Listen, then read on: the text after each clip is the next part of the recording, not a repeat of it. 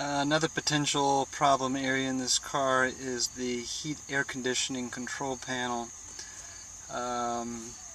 It's computer controlled, a box of little tiny electronics, and it's very expensive to replace, and supposedly there are places that can repair them, although I'm not sure that's absolutely true. So if you're checking out a car, make sure everything works. The air conditioner, heat, fans, all that stuff, because you don't want to have problems with this and have to replace it or repair it.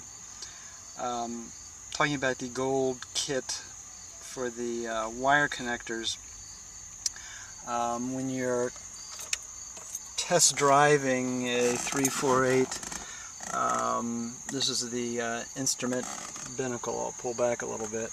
It's a little glary out here. But when you first put the key in and hit the accessories part, make sure that the check engine lights come on, because if they don't, that means someone's removed the bulbs, and then when you're driving the car you won't know if there's a problem with the engine because the bulbs are not there. So make sure the check engine lights come on. There's also slow down lights on the sides of the pod that should also come on. And then when you start the car up, they should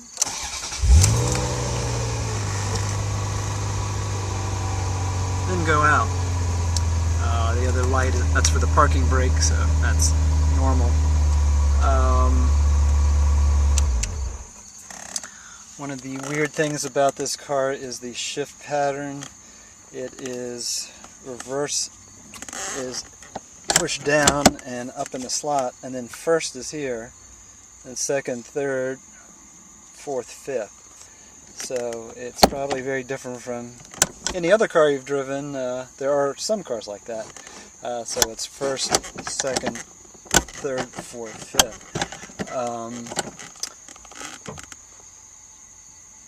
My other comment is the handbrake is over on the left side of the seat here, and because it's between you and the door, it works different from a normal handbrake.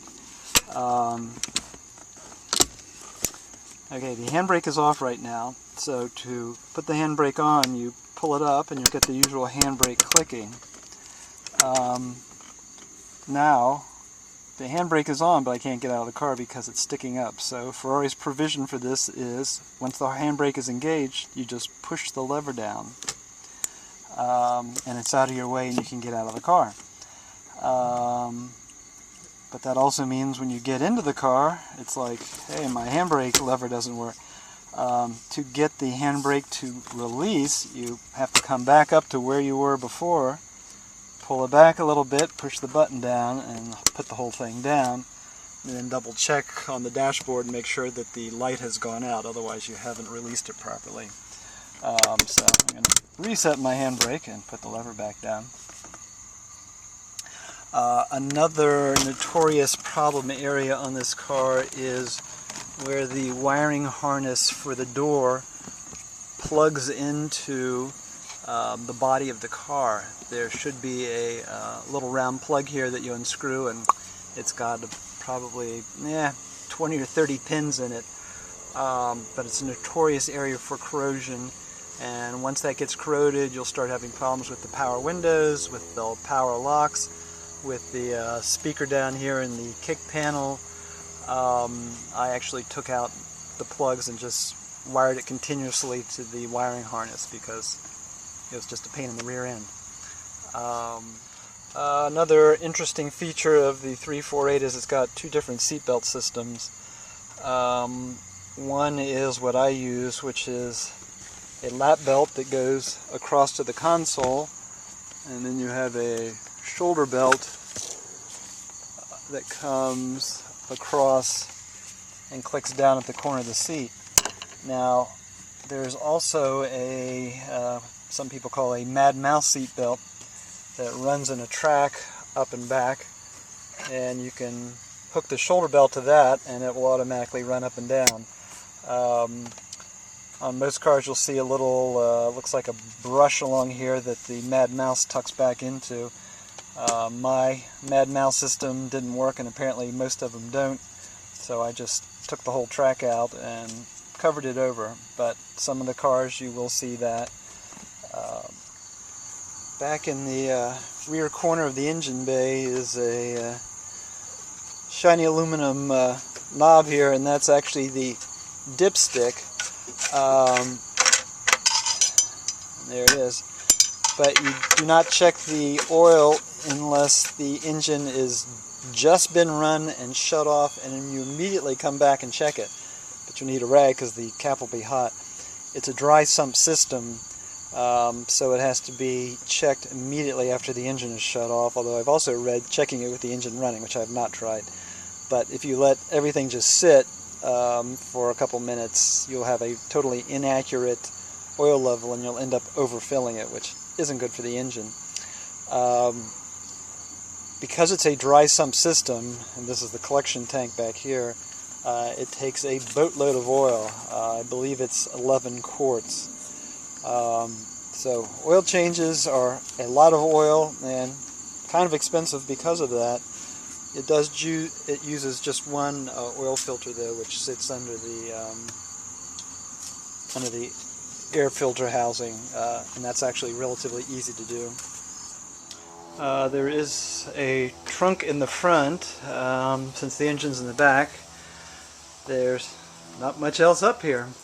The radiator's behind the doors and in front of the rear wheels, so the grill in the front is actually a fake one. The front trunk actually is pretty big. I have a false floor in mine because I've got a, believe it or not, a spare tire hidden under there. The spare tire does not come with the car. That's actually a space saver from a Mercury Sable, which actually happens to fit the car if you use the spacer to clear the brake caliper. On either side of the trunk are these little access panels. If you pop the pins, this one has the one of the fuse boxes in it. The other one's in front of the footwell on the passenger side. Also has the accumulator and the pump for the ABS brakes. In front of the windshield over here is the fan system for the AC and heat of the car. There is a trap door here that opens and closes depending on whether you're recirculating the air or not. The pin that pivots that door is made out of plastic and is notorious for breaking. But there is, I believe, a brass or bronze replacement piece that you can buy for not much money and fix that, although I've never had problems with mine.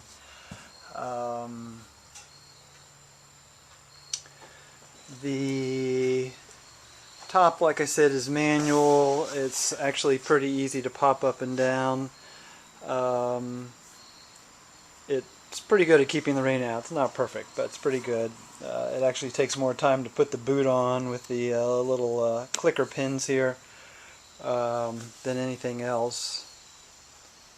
The car does come in 3 versions of the top. There is the hardtop or Berlinetta.